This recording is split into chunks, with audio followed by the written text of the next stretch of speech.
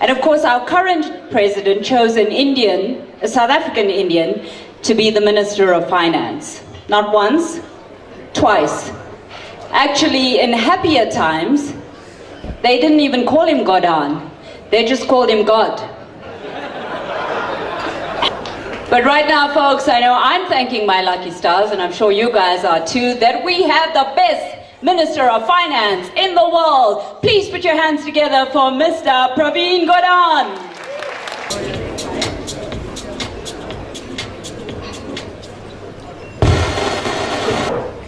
Good evening, Assalamu alaikum, Namaste, Sanbonani, Tumalang.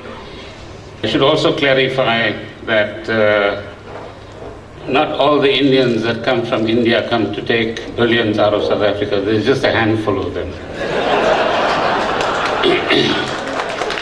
You should applaud for that, by the way.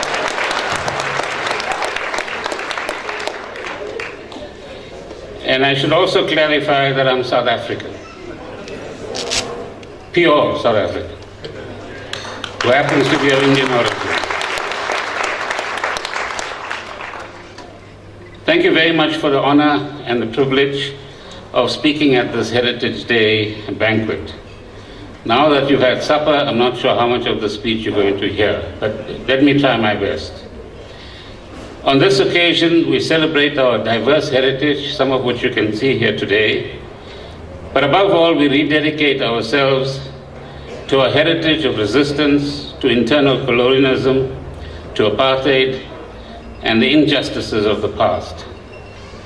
More importantly, we must commit ourselves to the vigorous and relentless eradication of poverty and inequalities that we see as maladies of the present.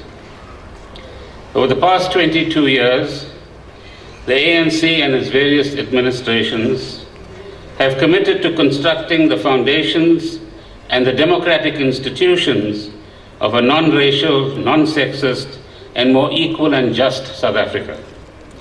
In doing so, we have unwaveringly attempted to enhance and embed reconciliation among all of our richly diverse communities, diverse in culture, in language, in religion, in geography, in sexual orientation, and in many other senses.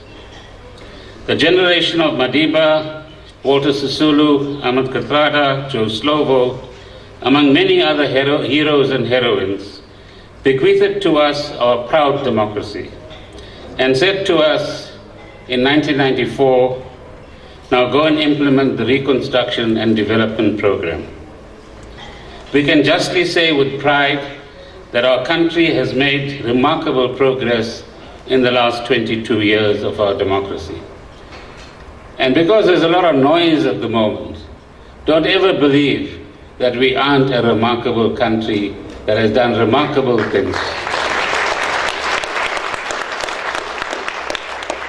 These successes have been reinforced by our Constitution and the National Development Plan that create a solid foundation for South Africans as a people to freely determine their destiny and that of their children.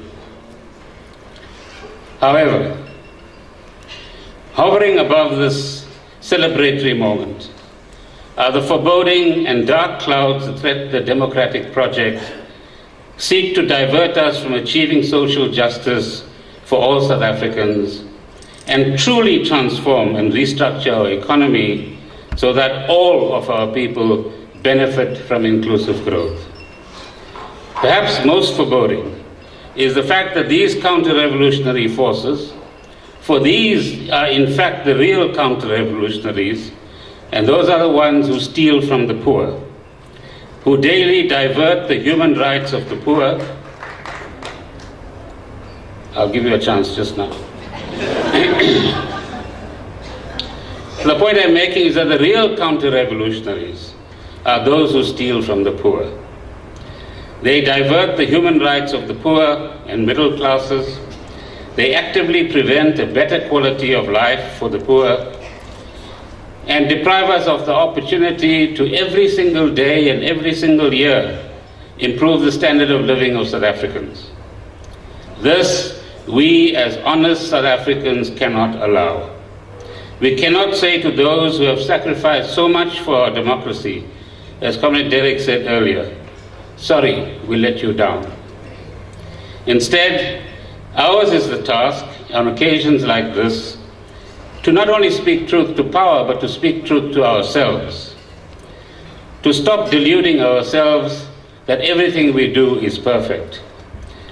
To indeed rediscover our moral and political compass.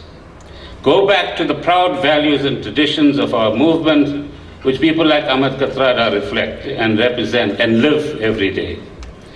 To reinvigorate the intellectual, moral, political, and emotional energy. To once again be the activists who are champions of democratic values, universal human rights, be servant leaders, develop a new sense of commitment to democracy, and understand once again what accountability and humility really means.